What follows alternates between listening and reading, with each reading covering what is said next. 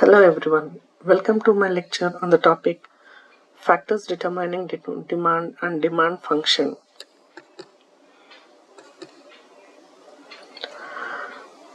So beginning with factors determining the demand, we already learned what do you mean by demand and what are the major elements that constitute a demand for a given product and a service in our earlier session. Now, the determinants of demand are the factors that affect the amount of a product or a service that consumers demand at a given price point. These factors can be positive or negative, and they can shift the demand curve to the left or right, indicating an increase and decrease in the demand. So what are the major factors that are going to give rise to a demand or that going to affect the demand are the listed out factors. The first one being the price of the product. Now, every customer will be very sensitive enough towards the price of a commodity or a service. That is, he tends to behave very rationally when he is going to purchase certain goods and services with respect to its prices and act accordingly. Now here, if the prices increases, the consumption of the commodity decreases and vice versa. Demand for the commodity decreases and vice versa. That is, if the prices are increasing, demand will be decreasing. If price increase, demand decreases. That means it bears a inverse relationship. Now coming to the next factor, that is income of the consumer. Income of a consumer is also a major determinant of a demand. When customers' income increases, the demand for goods and services also increases. And in contrast, if the income of the consumers decreases, the demand for the goods and services also decreases. So it bears an inverse relationship. It bears a direct relationship with the price to the demand. Income to the demand.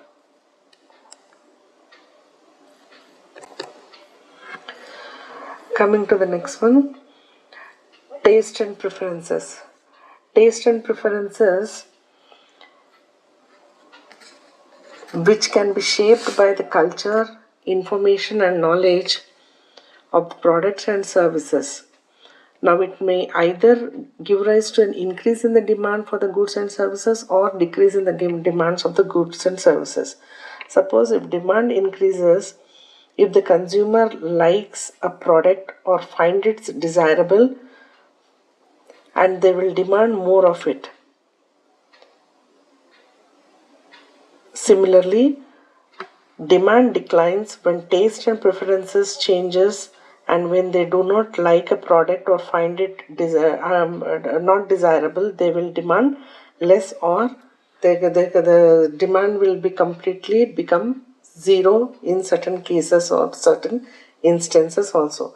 For example, here now we are taking an example of a healthy food items, whereas a junk food items. Now, if a consumer is having a habit of preferring junk food, or he has a liking towards a junk food earlier. Now, due to some awareness or becoming a health conscious, his choices and his preferences have been changed now, and he tends to move on to having a healthy food. Now, change in his preferences from junk food to healthy food. What happened here? The demand for healthy food has been increased and demand for the junk food has been decreased. Similarly, change in fashion trends, cultural changes, etc. will tend to have an impact on the demand for a certain products and goods and services. Next one, prices of related goods and services.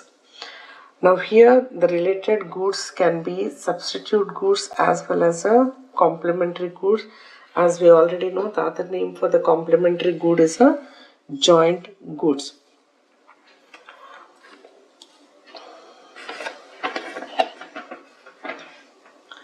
When the price of a substitute good increases, demand for the other goods decreases. Similarly, when the prices of a complementary good increases, demand for the other goods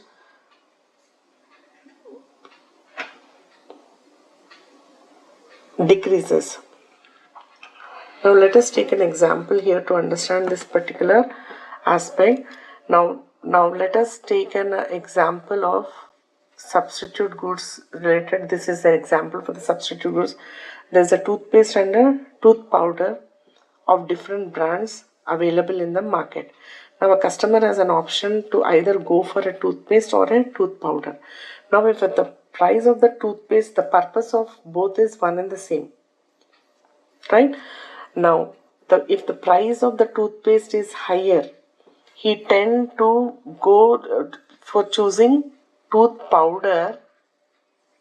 That means the demand, since the price of toothpaste is high or increased, the demand for it will be decreasing, and contrary, there will be an increase in the demand for the tooth powder. That is how there will be an impact of the price on the demand for the goods which are substitutes. Now, similarly, if there are any two brands shoes manufactured by two different companies, let us take an example of Adidas or Nike. So whichever is the price is whichever the brand price is less, generally the customer tends to purchase that particular particular branded ones, right? Now coming to the next one is complementary goods or joint commodities. The example for this one will be here: a book and a pen, phone and a charger. Now complementary goods are joint commodities. The usage of one product depends upon the consumption of the other commodity. So book and a pen. If you buy a book, pen is a must or a pencil is a must.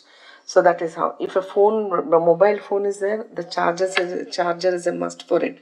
So here, when this cases, if any one of its prices are increasing, if any one of the prices are increasing, the demand for the other joint commodity will be decreasing. Car and petrol is another instance, another example we can cite it over here. Right? Coming to the next one, consumer expectations for a change in prices. Now here, if there is a future expectations of change in the prices, that gives rise to a positive or a negative demand for the goods and services. Like, if suppose take an example of gold. Purchasing of gold will be seen higher, consuming of that particular commodity will be high even though the prices are high, estimating or expecting that there will be a future increase in the prices of that commodity, that is gold here what we are speaking about. So that gives rise to a change in the demand, that gives rise to a change in the demand, that is it increases the demand for the commodity even though with a future expectation of change in the prices. Similarly, consumer expectations of changes in the income. This also has an impact on the demand for any product or service. If a consumer is expecting a rise in his income in future, or maybe after 6 months or 1 year period of time, now as of now he tends to purchase less amount of goods what he is in need of, rather than purchasing at a higher quantity. He is going to wait till his income increases, then he tends to react to the situation. Similarly, if his income is expected to be decreasing, the same thing also will be applicable here. Now, size of the population. Size of the population is directly proportionate to the demand for the goods and services. If the population tends to rise proportionately or considerably, there will be an increase in the consumption of goods and services. Distribution of consumers over different regions. Now, this is like how many people live in a particular region, their cultures, traditions, etc. So, depending upon that, the consumption of a particular type of goods and services tends to be more in that particular area when compared to the another place. Next one is advertising efforts. Advertising is a marketing strategy. This is mainly implemented by the companies to increase its sales.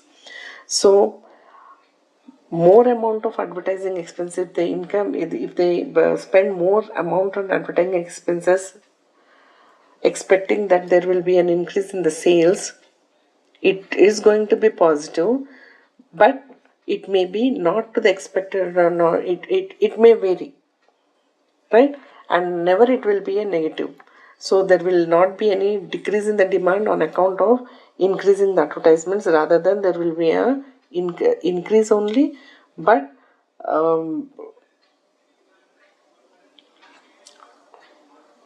maybe to the fuller extent or to some extent, or any of the factors capable of affecting or influencing the demand. So any other factors other than what all we have discussed now, which has a potential to influence the demand for any given product or a service, can be listed out here. Like it can be a market conditions, or it can be a government policies, or it can be a um, political situations, situations, etc. So that can be mentioned under the other factors capable of affecting or influencing the demand. Now there's a list displayed here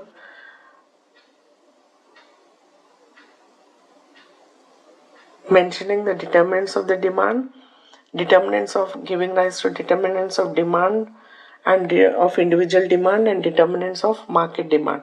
So individual demands will be these aspects: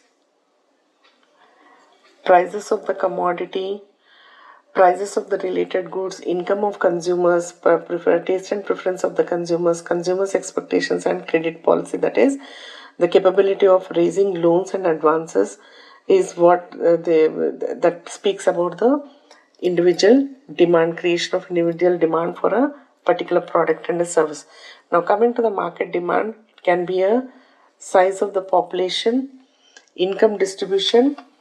Income distribution is the way the wealth is distributed in the economy, may be equal or unequal in some. Climatic factors and government policies are the other things which can be attributed to the market creation of market demand for the products. Demand function. It is a function which describes a relationship between one variable and its determinant. So mathematically, the demand function can be expressed as follows: QD is equal to function of all its determinants, right from the price, income, taste and preferences, prices of related goods, expected rise in the prices, expected change in the income, size of the population, distribution of the demographical classification, advertising expenses and others.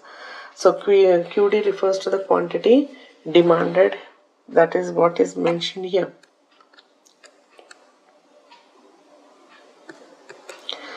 With this, I'll end up this session.